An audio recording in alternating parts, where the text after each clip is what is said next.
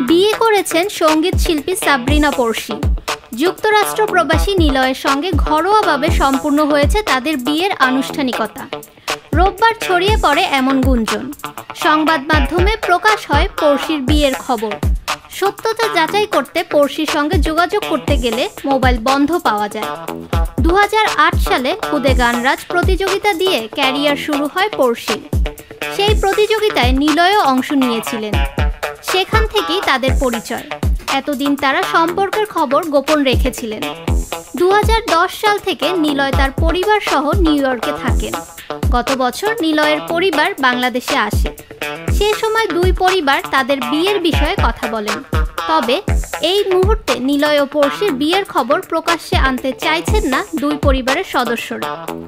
পড়শির বিয়ে নিয়ে জানতে চাইলে তার মা বলেন, পড়শির বিয়ের যে খবর ছড়িয়েছে তা সত্যি হতে পারে, আবার মিথ্যাও হতে পারে। এই বিষয়ে তাদের পরিবার থেকে কাউকে কোনো তথ্য দেওয়া হয়নি। ফাহমিদা বিনতে আনোয়ার, নিরপেক্ষ নিউজ ডেস্ক, ঢাকা।